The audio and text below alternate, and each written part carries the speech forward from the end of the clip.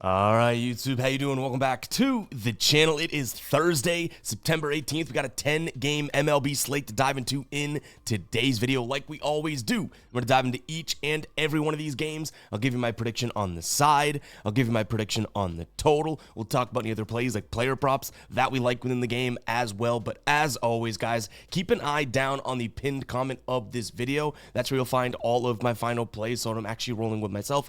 If that does interest, if you do want to fade me, all of that absolutely free down in the pinned comment.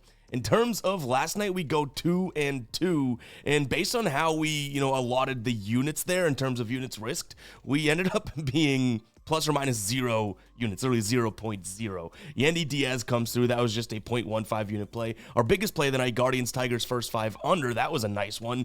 Really low scoring game there. And again, 0.0 or 0.00 units up in terms of win or loss. So kind of funny when things work out like that, because it was not like we just had, all 1 unit plays or anything like that. Like based on how we did, manage our units, I guess it was just an entertainment price of admission last night. But let's go ahead and try and be a little bit better today. Not that that was, no harm, no foul, right? Guys, before we do dive into this slate today, I want to let you know that we do have some NFL content starting to roll out on the channel. Now live, we have our Thursday Night Football plays, that video, which is live right now for the Thursday night game tonight, as well as our H2H, the show that Tassos and I do together weekly. We have our week 3 video out now. So go ahead and check those out, guys. Make sure to hit that like button, hit that subscribe button. What do you say we jump into game number 1 here? We got the Rays taking on the Jays. Rays come out with a 2-1 win yesterday. Seymour pitched well, right? He pitched into the 7th, or he might have pitched 7 complete innings there. Gosman pitched 6, but again, a 2-1 game. Neither pitcher looked all that bad. Neither offense looked all that great, though. Now, today we have Shane Baz on the mound, who he's had his definite recent struggles, right? I think he's got like a 3.5 ERA, 3.5 or something like that ERA over his last 5. He's going up against Chris Bassett, who's honestly looked pretty damn good. 1.2 ERA over his last 5 games here. I like the matchup a little bit more for Shane Baz than Bassett, but obviously we have to take into account that this Toronto offense, I know they scored 1 run yesterday, but this Toronto offense is a little bit better. I'm still going to lean towards the Jays, but in somewhat of a higher scoring game than we saw yesterday, I would say. I think Bassett, is a decent enough pitcher, keeps the ball on the ground, but he does struggle against lefties. 1.48 whip to lefties, an average against of 275 this year against lefties. There's a decent amount of lefties, right? I think he's going to see 5 lefties today, including Mangum, who's a switch hitter in this Tampa Bay lineup. Throw it over to Shane Baz. Yeah, he obviously has talent, but he really hasn't been pitching all that well. I think Toronto can get to him. I like that over 8 right now in sort of a spot in which we might have seen some runs log jammed or bottlenecked yesterday, right? So give me the Jays, because I do believe that they will have the timely hits and they are the better offense, especially if I like the over. It kind of correlates, right? We have a game in which I like the over, but I like the better offense a bit more than, the non-better offense. All right, we got the Tigers taking on the Guardians for game number 2 here. Tarek Skubal's on the bump for the Tigers, which is why they are favored so heavily in the minus 200s. He's going up against Tanner Bybee, who it's hard to get a read on Tanner Bybee. He's been kind of struggling, but now he has 2 starts in a row. One, he's coming off of his last start, 9 innings pitched, 10 strikeouts, but it was against the White Sox. So, where do we draw the line that, it was the White Sox and maybe not so much him being a stud? Who knows? Either way, what I'm looking at here is a Skubal left arm that should be able to kind of terrorize what we have from Cleveland. He's going to throw the changeup. They stink at hitting the changeup. The sinker, they stink at hitting that. The fastball, they stink at hitting that. So I don't mind a Cleveland team total under. That way we don't even have to worry about what Bybee's going to do. We just put the ball in Skubal's hand. I also like the Nerfy in this game because, again, there is kind of a roll of the dice chance there that Bybee goes out there and pitches fairly well. His last 5 starts, he hasn't let up a run in the first inning, so I don't necessarily mind him there. His last 2 starts against Arizona and Tampa Bay on the road, he didn't let up a run in the first inning. So yeah, I mean, in terms of a Nerfy, we hope to see Skubal be able to go out there and do his thing. He's done it in 4 of his last 5 at home. His most recent one, he did let up a run, coincidentally, to the White Sox, the team that, Bybee just shut out. But to me, getting through 6 outs here, Bybee should be able to do his job, and Tarek Skubal as well. So yeah, Cleveland team total under. Again, I'm a little dicey on Tanner Bybee coming off of a complete game shutout. I am. But this Tigers offense isn't all that great against the right hand right now, so maybe you could get to an under 7.5 as well. But I think with the nerfy, like the fewer the innings in my mind, the less chance we have Bybee to potentially kind of regress and bounce back to what he was doing like a week ago. So let's go with the nerfy here. The less outs, the better. I don't mind that Cleveland team total under though, but you're probably paying a premium price because it is Scooble. Real quick, guys, I want to talk to you about Epic Fantasy. If you've not checked them out yet, you need to do so. That link is down in the description as well as the pinned comment. Sign up using code GUYBOSTON. You'll get your first deposit matched up to $50. Stick around too, because I have a slip that I want to show you, an entry, and I'll also put the link to tail down in the comments. But we'll do a little giveaway if that hits in. It's a Thursday Night Football Epic entry, so go ahead and tail that if you want. But I'll tell you how to enter the giveaway in just a second. But what's cool about Epic Fantasy is they do have the normal pick'em version, right? You pick more or less based on player set projections. They have better payouts and honestly better lines than a lot of the competitors out there, which is great. But what I've been really liking is the Fade'em section. You can go in, you can see in the graphic there, it's selected on the pick'em, but Fade'em is that other selection right at the top. You can go in and fade other users' entries. I think there's going to be a lot of sharp minds going in and doing that, because with the Fade'em section, all you need to do is get one correct. Like if I put in a 5-man entry, right, and I go 4 for 5, you're cashing because you did fade it. All you needed was one to not hit. So really cool, guys. Again, Epic Fantasy, you're gonna get $50 free if you do deposit 50, matched right away. Go ahead and check it out. That link will be down below in the description as well as the pinned comment. Now I mentioned we have an entry here for the, let's see if we can get this up here, for Thursday Night Football, and boom, there it is, a 3-man, right, to win 77-20. We'll give away $50 over on my Instagram if this hits. It's Keon Coleman over 42.5 receiving yards, Dalton Kincaid over 29.5 receiving yards, and then Tua more than 23.5 pass completions. All you have to do to enter is go ahead and follow me over on Instagram at EvPicks and DM me there being like, I'm here for the Epic giveaway. So go check it out, guys. But again, sign up for Epic. That link will be down below in the description as well as the pinned comment. And again, I'll put a link to tail that slip if you want down in the comments as well. One-click tail. Really easy stuff. Now let's jump back into these games. Mets taking on the Padres. Jonah Tong on the mound for the Mets, going up against Randy Vasquez. Randy Vasquez honestly has looked pretty good for more starts than not recently, right? He's coming off of a start against Colorado, 6 innings of shutout baseball. I think his last 2 starts were against Colorado, which he looked pretty good. St. Louis, he did get kind of hit up by, but then the Cards as well as Miami, so the Cardinals the first time, and Miami pitched pretty well against. Jonah Tong, I'm not the biggest fan of, so I do think in a weird way, Randy Vasquez is still kind of like looked at as a bad pitcher, but he's been pitching okay. In terms of the offenses, though, I do think that you have 2 good offenses. Yesterday, we saw a 7-4 ball game. I don't mind an over here, but I do think it's a little bit smarter just to focus on the Padres. They're seeing a right hand. They hit righties well. They're the #1 team in baseball on the road against righties in the last 30 days when it comes to average, WRC+, on base, OPS, #2 in terms of slugging. So I do like them to hit the ball today. My only concern is that Tong throws a lot of fastballs. It's not exactly their best pitch, but I like the Padres to score some runs here. So I'm going to lean towards the Padres team total over, and I don't mind the Padres here for plus money. I mean, their bullpen, Suarez, Miller, Morejon, and Estrada all pitched yesterday. That could hurt them, but this is still a pretty damn good bullpen, even outside of those high leverage arms, right? And I don't think the Mets bullpen is all that phenomenal. I mean, they're going to have Rogers and Diaz, so yes, maybe there's an upper hand there, but if the Padres get a nice little spot off of Tong, there could be no looking back. So for plus money, I do like the Padres here in this spot, and their team total over seems like it could be a little safer, but you're not going to be getting plus money for that. All right, we got the Red Sox taking on the A's here. In terms of pitching, we have JT Ginn on the mound for the Athletics, going up against Brian Bayo. Now, the Red Sox pull out a 5-4 win yesterday. A little dicey, but yes, they do pull out the win.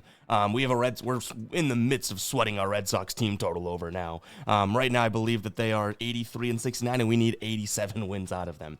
But in terms of this game, I do think Ginn's actually going to be in a decent position here. I really like his pitch mix. He's going to throw out the sinker. Only Trevor Story. Literally everyone else in the projected lineup today stinks at hitting the sinker over the last 30 days. That's his main pitch. Then he moves to the slider. Duran, Bregman, Yoshida, 3 of the top 4 guys in the lineup don't really hit the slider all that well. The changeup, sort of the same thing. So I do think Ginn goes out there and pitches fairly well. the Red Sox are probably going to win this game because of the better team, but in terms of the price, I do think that the Athletics could be something to consider here. I like this to be a nice little spot for Ginn to pitch well, at least to start the game. You'll see that we have a first 5 under 5.5 as well. I've already played this, so this is a final play. You can expect it. Over on DK at -154. You're probably like, wow, that is a lot of juice. Hey, it's early. We're getting our OJ in, right? But what I will say is, the 5... I could see this being like a 4-1, 3-2 game easily if the Red Sox bats just decide to kind of kick it into gear, right? And the Athletics bats are very good. So I did pay that premium price tag for the 5.5 number because we can still have a high scoring, first 5 innings and be under 5.5. Seriously, this is like a number you'd get when you're in cores, right? So I like this spot. It's probably one of our bigger, it's a half unit on it right now, probably one of our bigger plays today. But ultimately, I do think Bayo can pitch okay if his slider's working. That's a pitch that the A's don't really hit. And I've already talked about it. The sinker and the slider combo for Ginn could be pretty good as well. So, yes, we're getting a big number here because we have 2 offenses that at the drop of a hat can go off. But kind of putting a little bit of trust in the pitchers today. So, give me the A's for the odds. The fact that, you're getting a pitcher that I think is going to be in a decent spot at +140 today. That's why I like the A's. I don't think I get there myself. But we've already gotten to that first 500, so I like that 5.5. All right, we got the Royals taking on the Mariners. Must I remind us that the Royals are in the DMB graveyard? And that's okay because I think in this spot I do like the Mariners. Luis Castillo on the bump, very good against righties. There is a lot of lefties in the lineup today, but some key righties, obviously, with Miguel Garcia, Perez, Bobby Witt Jr. So I do think that some of those bigger bats he should be pretty good against. He's going to throw the fastball a ton. This is a Kansas City team that's ranked just 28th at hitting the fastball over the last 30 days. So I like his pitch mix. Has Luis Castillo been, phenomenal or on fire? I guess his last 2 starts, you could say yes, but before that, he kind of regressed for sure, right? Last time you saw Kansas City, he didn't pitch all that well, so hopefully we have some positive regression from him today. I like him to pitch okay, but again, okay is as far as I'd go because over 9 is also something that we're considering here. We've seen, high scoring games in this series so far. We saw a 12-5 game 1, 7-5 in game number 2, and I haven't even talked about it. Steven Kolik's on the other side of things. This dude is for sure, in my brain at least, due for some regression. 6 innings, 1 earned against Detroit. 7 innings, 2 earned against Minnesota. Against Cleveland, 6 2/3, 1 earned. This Mariners lineup, I'm thinking, is going to go out there and put up some more runs than those teams did. So I think that he's due for a little regression. So I don't mind that over 9. Now I head in and take a peek at Jorge Polanco and his over, whether you want hits, runs, and RBIs or total bases, you guys decide there. I do like the spot for him simply because, one, I think you're getting a good price tag for a guy, and by the way, guys, this is Outlier, link on QR code on the screen, link down in the description as well as the pinned comment, 7-day free trial just by using that link. No code needed, anything like that. It's really, really easy. My favorite research tool out there, other than our dashboard, of course, but this is obviously our favorite player prep research tool. So scan that QR code. But anyways, Jorge Polanco has been crushing it. 2.8 hits, runs, and RBIs over his last, 10 games here. And what I like realistically is the fact that the pitch mix that we'll see. The fastball you can see is Woba. Yes, it drops, but 341 still really good. And he barely strikes out, 8%. The slider, okay, he strikes out a little bit more fine, but he's swinging at it, 389 Woba. And you can even see in our dashboard, we have the back end version, 333 last 30 days against righties, an OPS of 1053. And again, I mentioned the fastball, the slider, both of those pitches looking really good in terms of runs above average. So I like his overs today. That could be a nice little spot to look at, especially given the fact that we're considering the over in the game, right? I think that he'll be a nice little proprietor of that. In fact, I feel like I just talked myself into that being my main look in this game. Mariners, the player prop that we just talked about, and the over that we talked about, and probably that order is what I'm liking. All right, Colorado taking on Miami. I'll tell you right now, this is not exactly my favorite matchup on the board.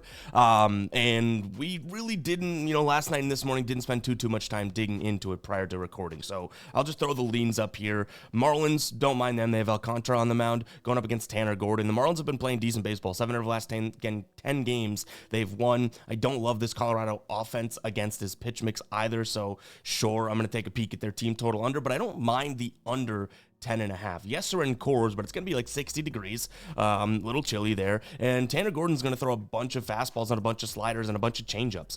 Fastball, Miami, 5th worst team in baseball last 30 days, runs above average. The slider, 19th, so okay, kind of middle of the pack. And the changeup, dead last. So I do think that this could be a spot in which Tanner Gordon, yeah, he's not all that tremendous, but I don't necessarily mind him going out there and pitching well. So maybe this is a spot in which we take a peek at a first 5 under because I don't really want to involve either one of these pens. So that's probably something we can get to. And Damn, am I talking myself into another one? I just got finished telling you guys that we didn't spend too much time on it, and now me just going through and kind of pivoting to a first 5, knowing we'll probably get a big number, makes me like the idea of like an under, I think we get probably under 6 or 6.5 in this game.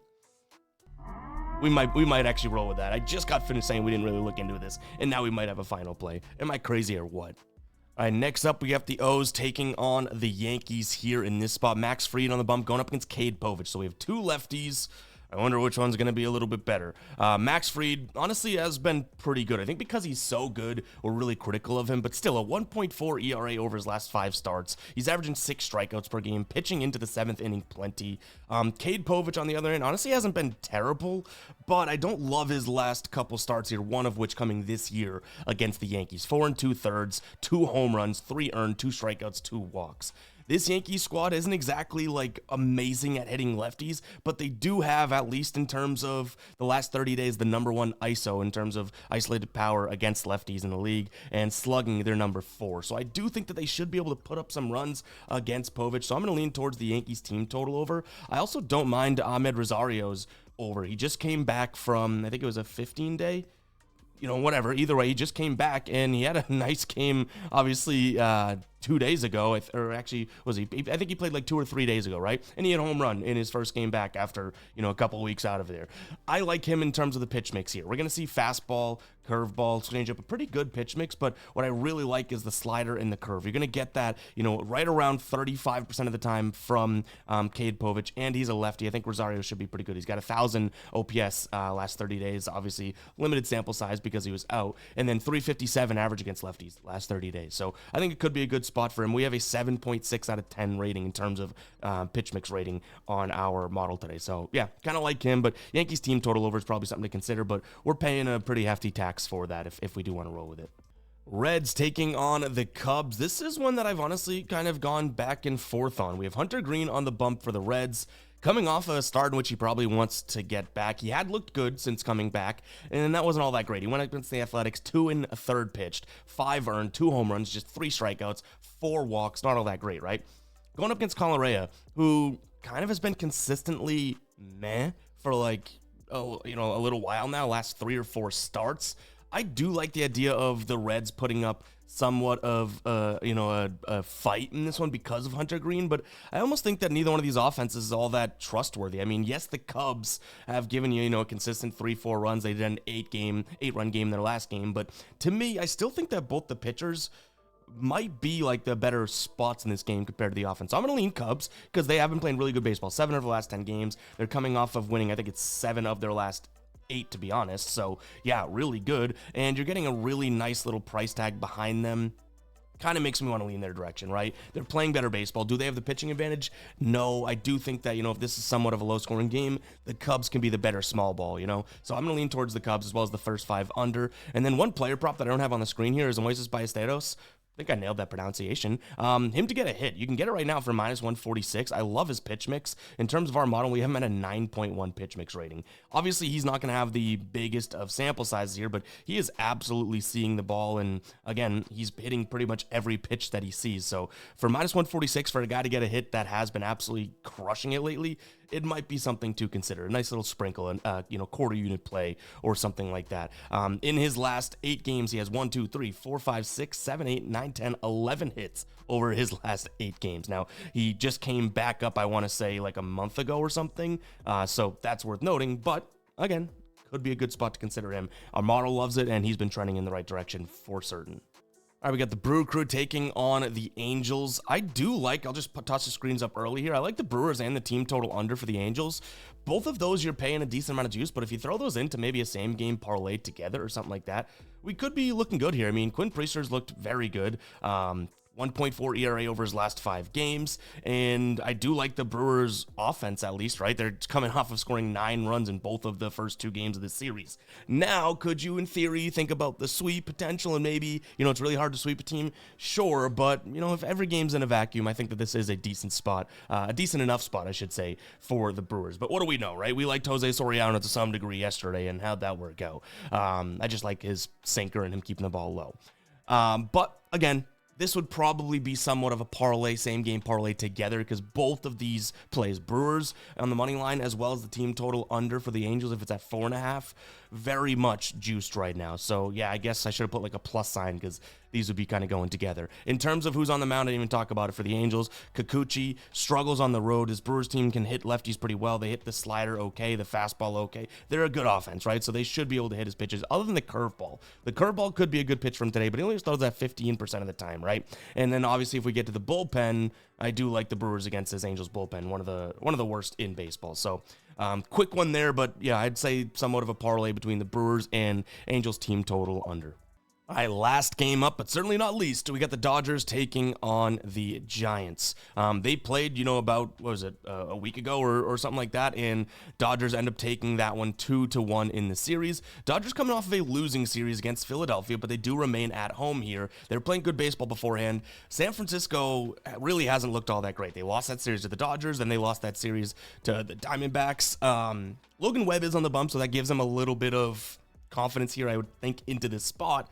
That being said, Logan Webb really hasn't looked all that great against the Dodgers recently. So his last 2 starts against them, 5 1/3, 6 earned. Then he went up against them in this most recent series, a week ago, 4 innings pitched, 10 hits, 6 earned. So Logan Webb most likely to get hit to some degree here. I like the Dodgers team total over. A lot of usage in the bullpen yesterday for this Giants team, so maybe we can get to some of the worst arms in that bullpen as well. And one thing I'll say is that this Dodgers team, number 1 in terms of hitting the sinker in the last 30 days. Yes, you could say what you want about their offense or this team in general, but they hit the sinker well, and if you know anything about Logan Webb, that is his best pitch. So I like the Dodgers to score some runs.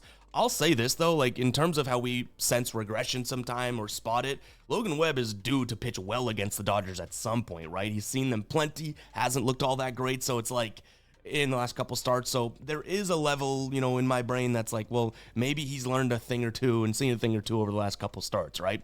So could this be a low-scoring game? Sure. You have Yoshinobu Yamamoto on the other side of things, so even though I like Dodgers team total over, I could get behind like a first 5 under or Nerfy or something like that because we do, in theory, have really 2 good pitchers on the mound. It's just that sinker that's kind of turning me off for Logan Webb. But anyways, guys, that is going to wrap it up for today's show. Hopefully you guys did enjoy. If you did, go ahead, hit that like button, hit that subscribe button. Let me know you made it this far in the video by commenting 22 down below. Really do appreciate you. Go ahead and check out all the Thursday Night Football content that we have on the channel as well. Catch you guys in the next one, all right? Peace out.